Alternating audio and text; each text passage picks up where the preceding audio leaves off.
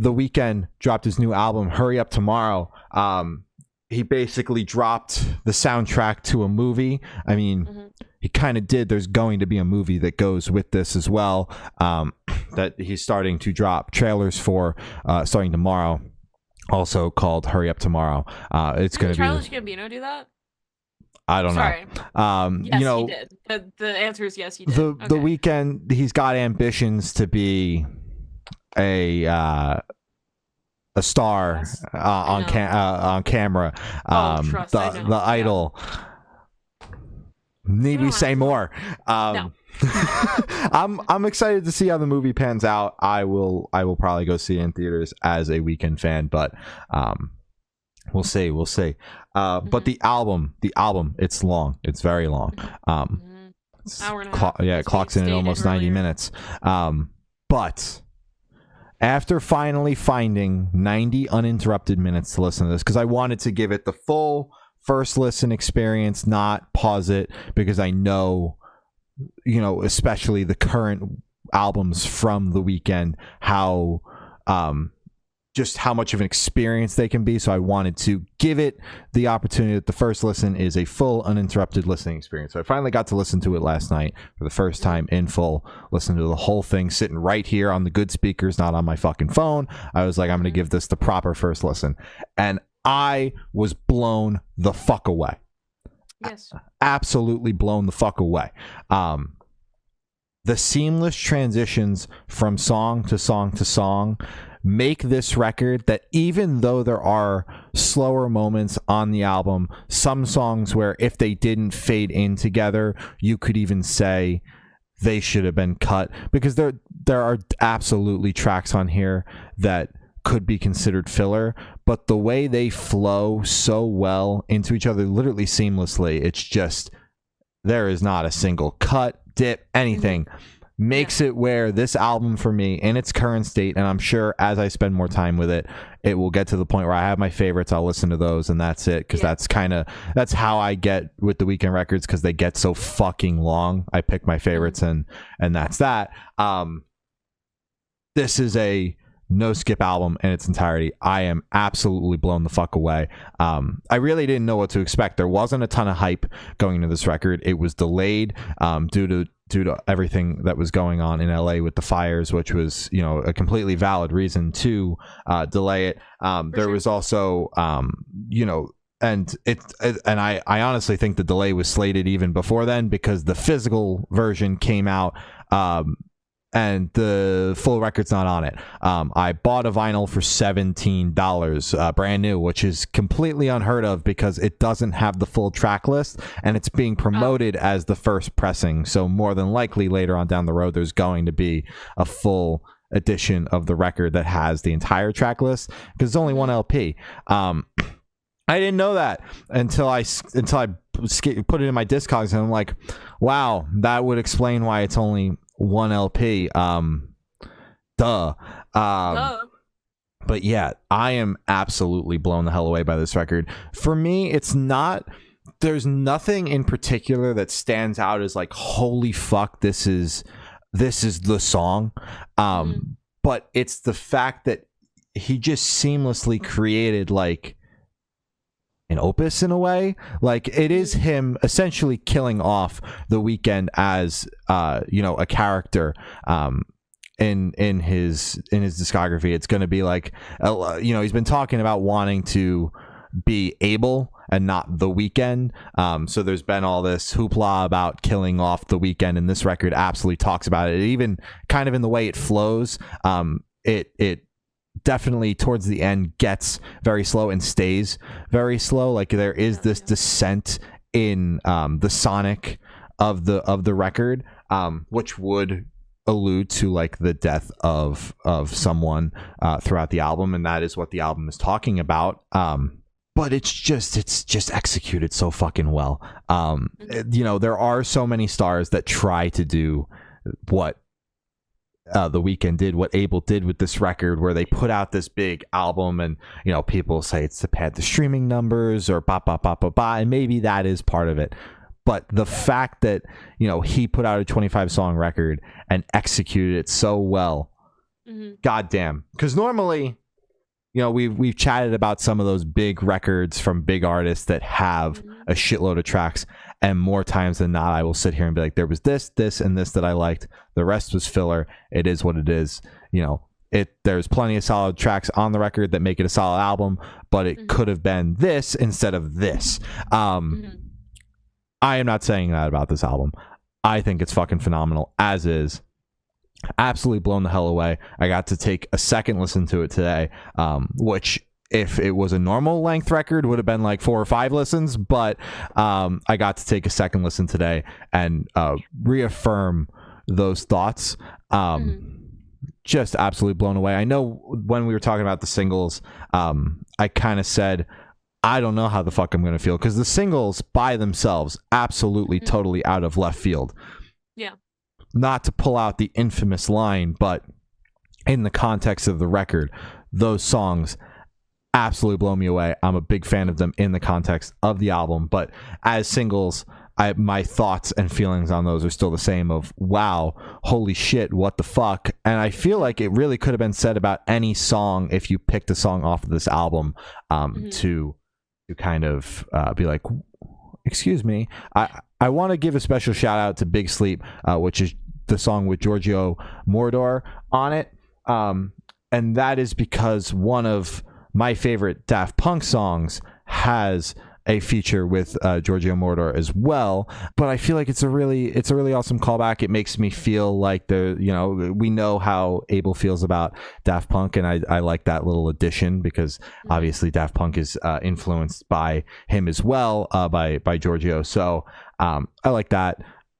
All the features on the record for me were executed pretty flawlessly, and I just think it's the perfect package. He absolutely nailed what most artists of this caliber dream of doing with an album this big, and I give it all its flowers, all the best.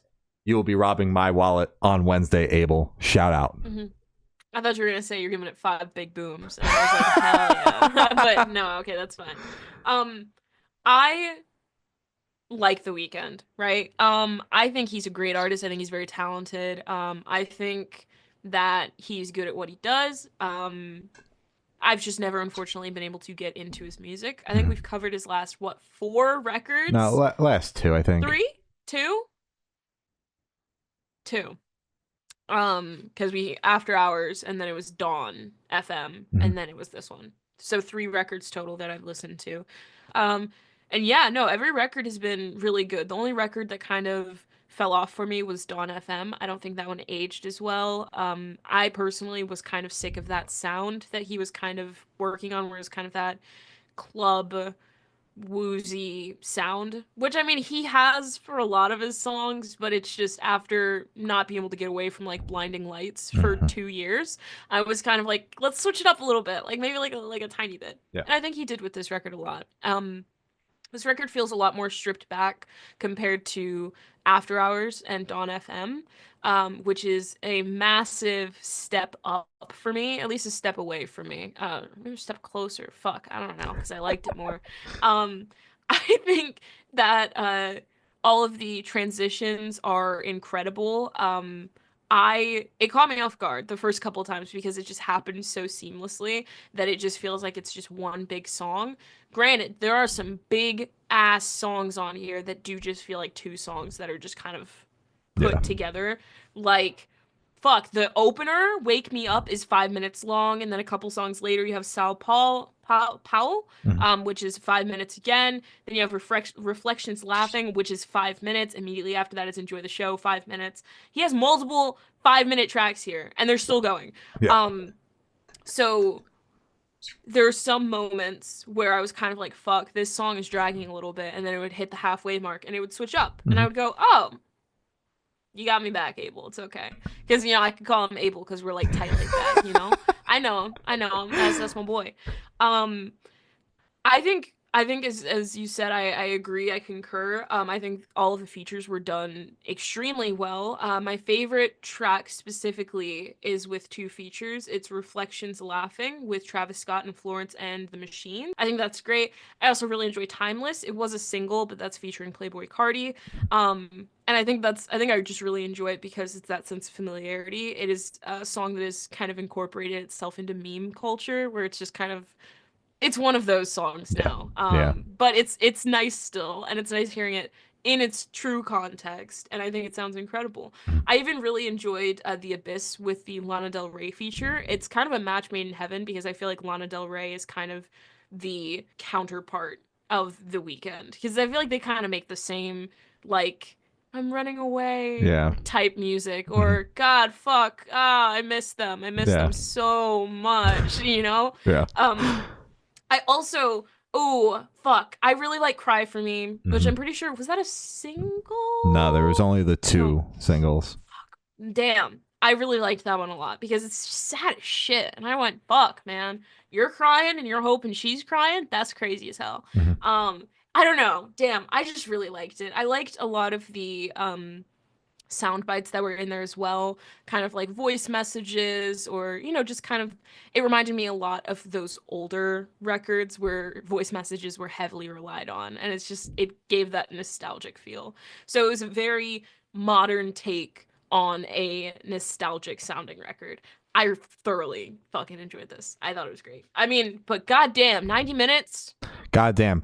Yeah, I don't know how much time I will be spending with this record. I'm sure I'll spend a good chunk of time with it. I always do. The Weeknd always finds a way to drop an album, you know, that fits perfectly into my schedule. Thanks, Abel. Where I'm able to Because spend you a know lot him like that. Oh, because I also know him like that. yeah. Where it fits perfectly in before the release schedules get too crazy, and I'm able to spend enough time with it and not just kind of forget about it. So I'm sure I'll be spending plenty of time with this one. For me, Wake Me Up and Cry For Me are some of my favorites. I also wound up really liking Sao Paulo. I didn't like it as a single at all. That's the one where I said, I don't fucking know about this What the fuck's album. happening? I'm terrified. I like Enjoy the Show and Timeless. And then I also said I enjoy Big Sleep. But there's so many goddamn songs on this record. And you know, there's so many solid songs. But as I said, there's nothing to me automatically that's jumping out as a song that's like, holy fuck, this could be the next Blinding Lights or anything like that. And he really didn't have that on his last record either. There was no like quote unquote crazy big hit off the back of the album. Except that Tyler song, True. right? Yeah, you really like that song. Was so good. Yeah. It was on repeat. That song sucked ass. It was so bad. I fucking hated that song. Okay, but here we go again. At least for me, there's nothing like on the last record, there were songs like Gasoline and Sacrifice that just jumped out at me that was like, holy shit, these songs are fucking phenomenal and I need to spend a ton of time with them. There's nothing like that jumping out on this record. I just think it's an incredibly solid, cohesive piece of music. As I already mentioned, he is going on tour in the summer, taking Playboi Carti out as well as Mike Dean. It's going to be a phenomenal tour. I don't know shit about it, but I will fucking be there. Pre-sale starts Wednesday. I am already signed the fuck up for pre-sale. I do not care what it's going to cost, what it's going to take to get me in those fucking doors, but I was absolutely mind blown the last time I saw The Weeknd a couple of years ago, and I'm ready to do it all over again. I am so goddamn excited. That tour went up and I'm like, oh fuck, I hope nothing else cool announces this week because my wallet is just going to be absolutely decimated. But I'm going for it. That's gonna happen. I also did want to give a big shout out to the closer. It was the title track.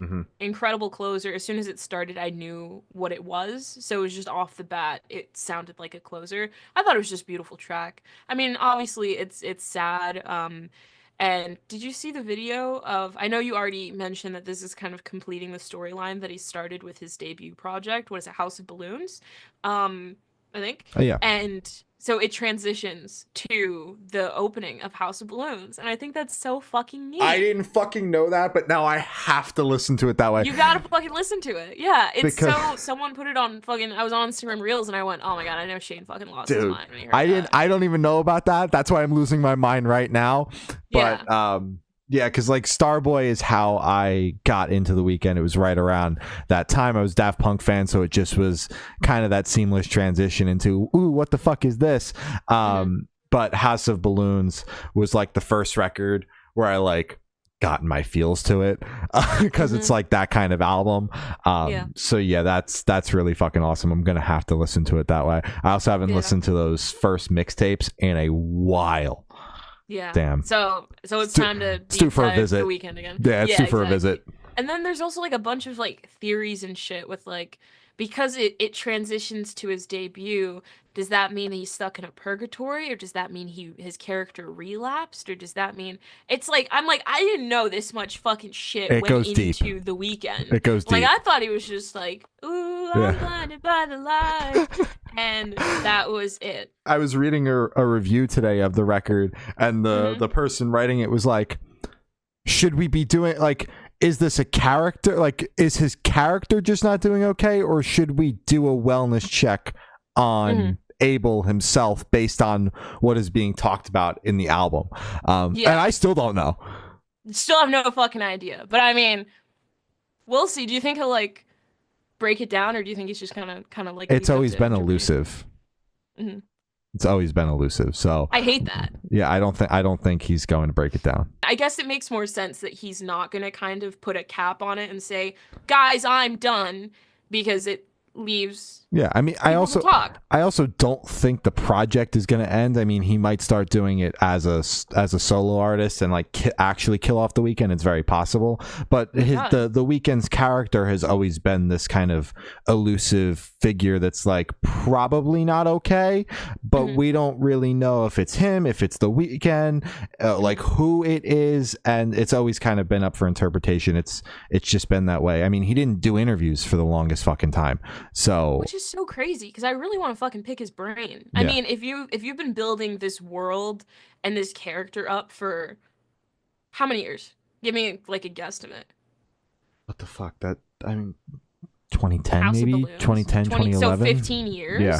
Something like that. That's a long fucking time, and that takes a lot of thought and effort. I want to dig in your brain. What's going on there, man? Yeah, 2011. I mean, he just started, like, he finally started doing interviews, but for the longest time there were no interviews out there. It was just around this most recent trilogy that he started doing very select interviews, but it's always been this kind of elusive idea, which, you know, is something I always gravitate towards because, like, Daft Punk is one of my favorite musical groups ever, and that is the literal epitome of elusiveness. And they would have been even more strange and mysterious if they did the helmet thing their entire career, but it only started after their first album. So yeah, I could go on and on. That shit always eats me up. That's a surefire way to get me to listen to basically any kind of music, is just make it really elusive and mysterious, and I will be listening. It's like, let me dig that shit apart. Yeah. Let me get into that shit. I mean, honestly, I completely agree. That's why I fucking love when bands get all nerdy and shit when it comes to just concept records, especially if they make like a bunch of lore behind it and there's a big build up. Man, that's why 21 Pilots' Trench had such a chokehold on me, because that's the only band that can't do it and get me into it. I'm just throwing that out there.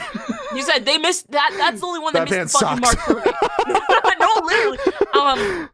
But that was like my first introduction to, oh, this is I understand this concept of the record fully. So seeing artists do that, especially for 15 years, not just, Trench came out 6 years? 6 years? They've been doing this storyline of Dima and whatever the hell. They're dragging it out. Now they're dragging it out. Abel, seamless, beautiful, effective, wonderful. 21 Pilots, wrap it up. Wrap it up. We're done. And the Bandito thing. Done. We're done. You're not stuck in Dima. You're fucking grown-ass men. Make good music. I don't know. Sorry. This Weeknd review is totally derailed. Yeah. Oh my God. Sorry. album Sorry. album was phenomenal. Highly recommend. And if the tour is coming near you, it's a performance. It is a fucking production for sure. You should definitely go. For sure. Damn right. Hell yeah.